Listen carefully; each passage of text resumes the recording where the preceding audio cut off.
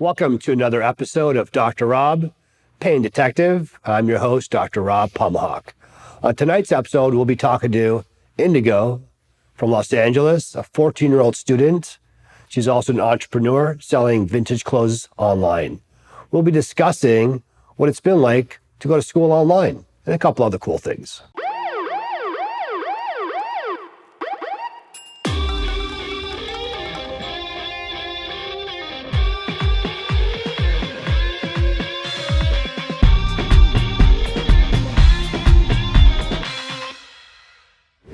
And we're back. Indigo, welcome to the show. Nice to meet you. Pleasure to have you here. So let's review what happened. School was going as planned, and obviously COVID hit, and then all of a sudden, everything was online. Yeah. So how was that for you as a high school student going into end of the year exams? What happened? I mean, it was the second half of my freshman year, and it was relatively boring up until it happened. So it's kind of interesting, but the transition was fine. Same old curriculum, just more diminished. So when you say it was diminished, what do you mean by that? So time was the same start time, and was the same start time? I mean, you were sort of in school for the full amount of time that you were when you were in person, or was that time reduced, or what was that like? The entire school schedule changed. I mean, they gave out assignments online on Google Classroom, and it was they uploaded it around 8, but we could do it until the deadline, which was midnight. Okay. Yeah. And were you able to get all your schoolwork done in the time frame allowed, or did you feel like you were a little bit leisure because there was no guidance from the teachers? There was definite leisure. I could finish it within 20 minutes to an hour, depending on what it was. So the school work was easier. There wasn't as much of it. It wasn't as demanding. What made it so that you could finish in a less amount of time as compared to when you're in school? There was way less. I mean, in school, you're in class for up to 60 minutes with the teacher every day, and the teacher just explains the subject over and over again. So if you don't have that online, then everything's going to be more shrunken. So did you have to spend more time doing your own research in order to understand what the curriculum was teaching, or how did that happen? Oh yeah, the teachers plural barely gave out any information with each assignment. So I usually tended to Google it in order to finish the subject. So more of it was on your situation to handle what needed to be taught, and less was placed on the teachers. Do you feel like the level of education that you were getting was at the same level as when you're in class compared to now? It seems like it wasn't. No. I don't know if it's a personal thing or not, but I feel like I learned more when I was in class because there was more information given by the teachers than versus online when it was just words on paper. And then when you're in the online setting, was it in small pods? Were you able to interact with other kids? Or did it feel like you're just still alone by yourself? I was pretty much alone by myself. The teachers encouraged social interaction with each other in commenting on each other's documents, but we never really interacted with each other outside of that. We were placed in groups sometimes, depending on what was due that week, but it was nothing really. So you're in the 9th grade, going to the 10th grade. Did you miss your friends? Was that sort of part of what school's about? Because you're transferring from a different school to this new school. You're meeting all these new people, and all of a sudden you're I'm by myself now. What was that like? I lost a lot of my friends during this. The people that I usually tended to talk to in the hallways, in class, outside of class, it shrunk from a lot to barely a few that I still kept in touch with afterwards. And now are you keeping in touch with them, or do you think that because this situation is going to be going over to the new school year, it's going to be the same sort of situation, or do you think it's going to become any better than it was the previous semester? I think with online school, it's going to be better than how it was because it was just kind of unexpected quarantine, and they had all of summer and the duration of the school year to figure out what they're going to do for the upcoming school year. But I doubt I'm going to see or interact with much people. And you said that they didn't give you exams. Barely. It was So how did you get a grade? It was basically participatory factor on if we completed it or not. Wow. Yeah. Sounds strange. It was bland. Yeah. And then you were on a computer that was given to you by the school, is that correct? It was a school-issued Chromebook. So spending more screen time than you're probably used to, because when you're in school for the time frame you're in, you're not actually looking at a screen for the most part, and now you're asked to look at a screen even more. Yeah, I spent like at least 5 hours on the Chromebook doing my assignments. Plus working on your phone, right? So you're spending time there. So on a given day, how much more time do you think you're spent on a phone or on a tablet or on a laptop, because now you can't interact with other kids, and now you said you had 5 more hours of working in front of a computer. So on a daily basis, how much time do you think you spend on a screen?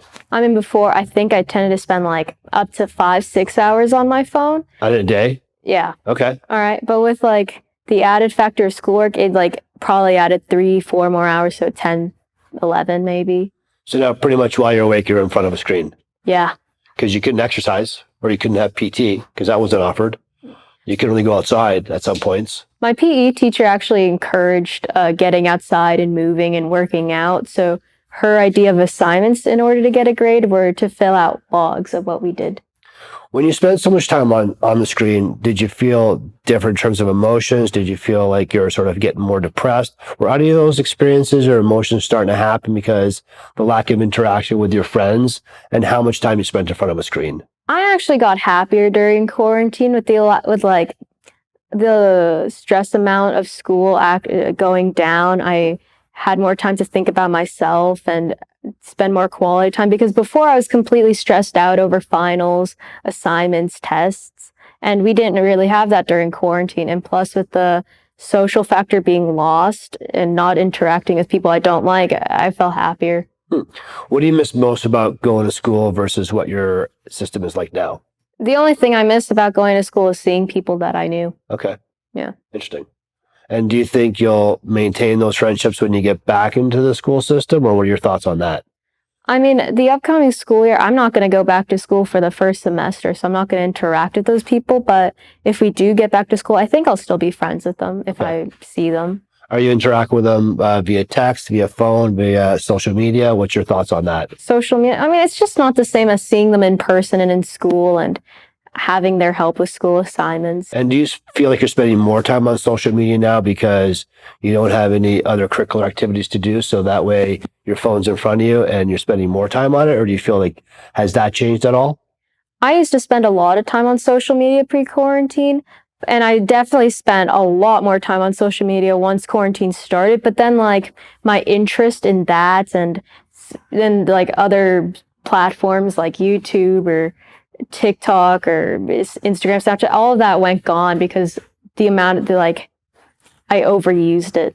So you're spending less time on social media than you were before? Yeah. Well, that's a good thing. Yeah. Right. I started reading more. Nice. And then you said you also sort of run your own business selling cool pieces of clothing, or how does that whole thing work? Yeah, I actually started that during quarantine because I had like all these clothes that I didn't want, so I started selling them. Wow. Yeah. So you became an entrepreneur because of the lockdown. I guess so. And how's that going? It's going nice. I've been selling up to like 5 items a week. Wow. Yeah. What other hobbies have you picked up because you can't go outside as much or do things, or what else have you sort of been trying to create or do for yourself? I've been writing short stories and I've been trying to send them into contests in order to like win something, I guess, or just for fun. I think that's it. So your creative mind has sort of been released a little bit more because now you have more time to think. Yeah. Oh, so you're kind of following your dad's footsteps. Yeah. That's I've started cooking more. I learned how to cook. I didn't know how to cook before. Wow. What's your favorite dish? Spaghetti. Okay. Yeah. Okay. So boiling water, throwing it in there. Yeah. All right. Not bad.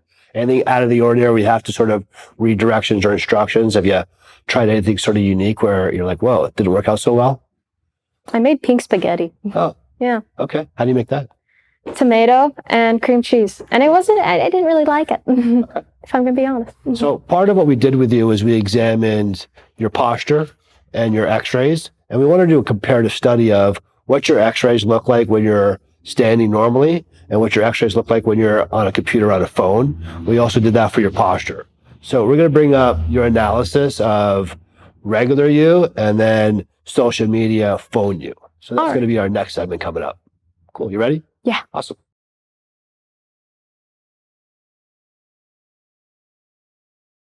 And welcome back. So what we did with this young lady is we shot 2 posture evaluations and 2 x-rays. We shot her normal posture where she was standing up nice and tall, and then we took a look at what she was doing when she's spending way too much time in front of a screen. So what we're going to do is examine her posture first, and then we'll examine her x-ray second, and the physical consequences of spending way too much time in front of a computer, a laptop, or a phone. Here is your posture, okay? The green line indicates where you're supposed to be. The red line indicates where you are. Oh. Wow. Yeah. The green line separates the body in half from the front to the back. The muscles in front bring you forward. The muscles behind bring you back. So we take a look at what we're evaluating here. Everything has a numerical assessment. We're not guessing. We're not wondering. It's numbers. Numbers don't lie. So you take a look at the lines. You can obviously see where your head is compared to where it's supposed to be. Yeah. Based upon your height and your weight, head weighs approximately 9.4 pounds. You're shifted 1.2 inches forward, right? Your head weighs approximately 9.4 pounds based upon your height and weight, but with that forward position, it now weighs 20.8 pounds. So on a daily basis, you're carrying around an extra bowling ball around in front of you. An extra 10, 11 pounds of pressure forward makes all your muscles work too much. And then your hand position is not supposed to be there either. Instead of being your hands in your front pocket, it's supposed to be in your side pocket. When your hands are in that position, you're actually rolling your shoulders forward. So tension and pressure in your neck and your shoulders, headaches are all related to poor posture. So when you have that positioning right there, this is what happens. Upper cross posture. So watch over there. When your hands are in a forward position and your head's in a forward position, and you're not even doing anything, just standing, this is the amount of pressure your body's placing on itself at all times. So then you wonder why you get tired, you get fatigued, you feel knots and sorenesses because I'm carrying my pressure there. Nothing to do with that. It's the fact that you're standing with not very good posture, and we should alter that. Now, the interesting thing is that we also shot your posture with you looking down at your phone. And you want to see what we got there? Sure. Let's take a look. That's you looking at your phone. Not pretty. No. So the previous posture that we shot, you had 20 pounds of pressure on your body. What do we have here? 50. So that's 30 more pounds of pressure you're placing on your spine, your muscles, your joints. All those different muscle groups are working that much more. Now look what happens to your shoulders here. The previous posture, we had a pretty good line until the neck, right? Look what's happening here from the hips to the shoulders. Look how you're going back and then you're going forward. That's pretty crazy. And the fact that you said you spent how many hours a day looking in front of a computer, a laptop, or your phone? Up to 10, 11. Yeah, so you're spending 10 hours a day in that posture. What do you think is going to happen to your posture as you get older? Do you think it's going to get better or worse if you keep doing that? No, I'll get more hunched over. Yeah. And like you said, you had a friend that you saw in school, and what was his posture like? Like an L. Yeah, pretty crazy. Yeah. So now you see what happens and why it's super important that we educate our parents, we educate our kids on the effects of using too much screen time when it comes to posture and what happens to you on a regular basis. So that's what happened to our posture. Next, we'll also look at your x-rays. You ready for that? All right. All right, here we go. Here we go. So here are your x-rays. The left picture indicates your posture x-ray when you're standing up nice and tall, and the picture on the right was when you're looking down at your phone. Okay? The green line indicates where you're supposed to be, and the red line indicates where you are. All right. So in both pictures, you're not where you're supposed to be. That's obvious. So even in your nice, good posture, you have a pretty severe loss of curve, right? But then look at your other picture. You see the numbers up there where it says loss of curve? You went from 104% loss of curve to 115% loss of curve. An 11% change of structural posture, right? So that's pretty significant. Now, even in your first picture, that's a huge number, right? What do you think about that? I don't really like it. I don't see a curve at all. Surprised by that? Not really. Okay. So you spending that much time in front of a computer, in front of your iPads, in school now, being in front of a laptop, you're spending that much more time with that structural posture. And the problem with having that is that your body breaks down faster than it should. We shouldn't be seeing structural postural losses of that magnitude at your age. That's something that my age people should be having. So you're starting to acquire these structural pathologies at an earlier age because you're spending so much more time in front of a computer, even more time because now we're stuck at home learning from a distance. So when you're having that loss of curve, what happens is, okay, so here's a normal picture of an x-ray, okay? That's the bone structure, the brown things. The blue thing is your disc, your shock absorber. The yellow is the nerve, okay? And then, so it's a picture of a spine facing to the left. When you have a loss of curve, what's actually happening inside your body is this. So arthritis is not age-related. It's abnormal increased load related. So the bones are loading more in the front. The disc has more load or pressure on it, which is causing the nerve to be problematic. When that's happening, more so when you're in a flex position looking at your phone, it's still happening in a neutral position, but that plays a role when it affects your muscles. So when you're having a structural pathology at C1, it affects those green muscles. So now we're seeing kids at an earlier age start complaining of tension and pressure and soreness and muscle aches when they shouldn't be having these things, but they're having them more often because what are you doing? Looking down, right? When you get to C2, look what happens here. Then you get to C3 and 4, 6, and 7. Do you feel by the end of the day you start feeling more tightness and soreness in your neck and your shoulder than you were before you were in school, in live school? So now you know why, right? Yeah. So one of the things that we have to really teach our youth is how to use a phone, right? So instead of looking down at your phone because the phone isn't that heavy, you want to look up at your phone. And the problem when you're having that structural loss of curve, what also happens is this. So here's a picture of your spine. Okay, this is a nice natural curve, right, of 42 degrees, which you do not have, right? And so the reason that this is super important is because when you're having a loss of curve, what happens to your structural system over a period of time that's occurring earlier than it should is this. So the curve starts to break down, and then the loss of curve is happening. And then right where my arrow is right here, you start getting decreased disc space or degenerative disc disease, disc herniations, things of that nature. A little bone spur, early on stage arthritis, and a massive loss of curve. Then these bones start to fuse together. And this is all going to happen in your structural system unless you put the curve back into place. And that's what I do, and that's what 2,000 doctors in America do, because we think it's super important that you have a good quality of health because all those muscles inside your body are being dramatically broken down faster than they should. In addition to this, what also is happening is this. Here's a picture of your spine breaking down. Okay, right here we can kind of see a couple things right here, and things are starting to get inflamed. You see this big yellow thing right there? Yeah. That's your central nervous system. The other yellow little thing right there, that's your peripheral nervous system. And see that red thing on the front right there? That's your vertebral artery. When you have a loss occur in your structural system, all those pieces get inflamed. So internally what's actually happening is your central nervous system velocity, the speed at which your brain and your body are talking to one another, actually gets altered. It's actually affected by 20%. So nothing's working as well as it should. Then your vertebral artery also has a reduction of blood supply and oxygen to your brain and your body. Pretty important to have oxygen and blood supply to your body. And imagine every nerve, every organ, every muscle, every tissue firing improperly or a sequence that's higher than it's supposed to be. Your body's breaking down. There's even been research showing telomere length. What telomere length indicates is longevity of life. When you have a loss of curve in your structural system of your spine, it's actually reducing that, which means the longevity of your life is also being reduced. So it's not just about your muscles that you're feeling and soreness and achiness, it's also internal health. All the things that are super important are starting to break down at an earlier age. And that's why I think it's super important for anybody, even at your age, to get evaluated, understand how you should be using social media, your phone, your computer, sitting in front of your laptop when you're sitting there for 6, 8, 10 hours, or even when you're being an entrepreneur, to change your posture. Because like your dad told you when you were younger, good posture, good health, bad posture, bad health. So if you're not going to listen to it back then, you probably should now. Yeah. Yeah. What do you think about this stuff right here? I don't really like it. I don't really want it. Something that you want to change?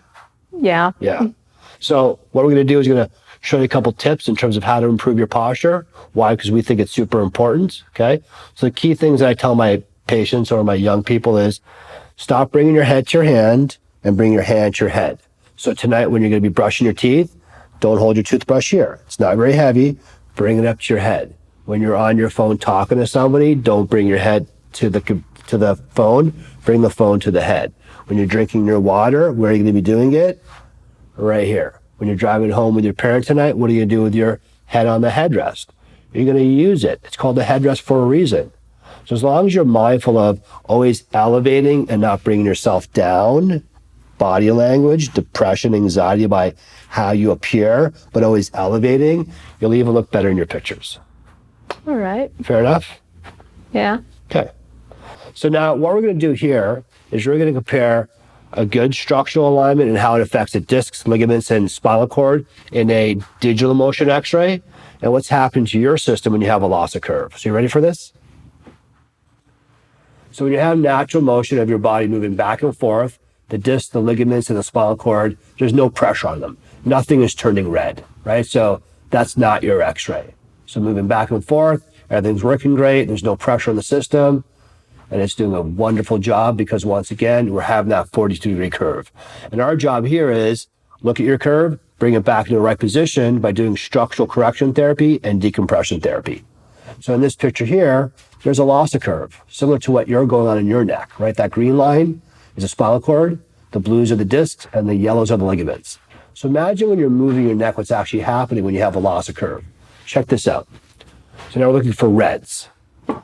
Look right there, what do you see? Pink. Yeah, you see the disc putting pressure on the spinal cord and the ligaments being stretched, right? Imagine you're constantly stretching your ligament, like in your knee. Eventually, your knee becomes inflamed and sore because your ligament's being stretched. It's the same concept here.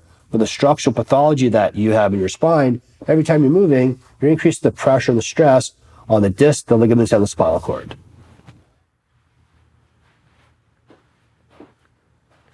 And the cool thing is that this technology is available these days. These are the things that I use to objectively look at your health because we want to know what factors are contributing. If this is a factor that's contributing, we should be aware of it and also help create the corrections for it because what we don't want is you suffering in pain from an earlier age than you should. I get it when you're in your 40s and 50s having pain because we've lived life, we've had injuries, but someone that's in high school shouldn't be experiencing these things, but unfortunately, you are. So once again, look at this picture here, right? That's where the nerve is coming through. So imagine when you're moving your neck around and there's pressure on that nerve that's affecting not just the muscles you feel, but also internal organ dysfunctions. That's super important. Same as a picture here, right? That's an alar ligament that's being injured in the upper part of the neck. Why? Because of certain traumas, injuries. But I'm seeing this way more in kids that are playing sports, falling off your bed, having car accidents with your parents. These are things that are also detrimental to overall health. Why? Because it's ligament damage. And this is creating symptoms in your body. So once again, if we're able to evaluate this at an earlier age as compared to waiting for the pain to start, we're 2 steps ahead of the game. Got that? Yeah. Right.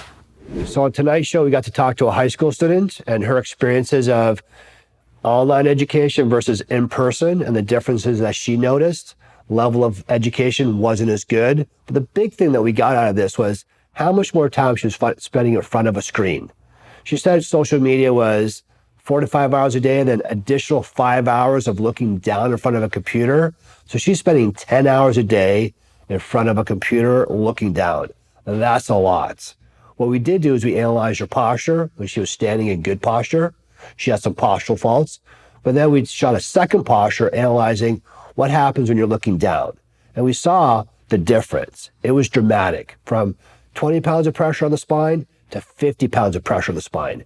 Imagine your kid walking around with 3 bowling balls in front of them. And that's what they're doing. Then we shot her x-ray to look at her spine pathology, see if she had any.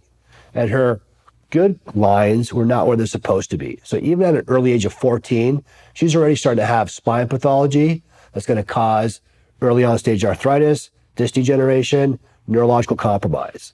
And then we shot a secondary x-ray looking at when she's looking down at her phone again. And what do we see?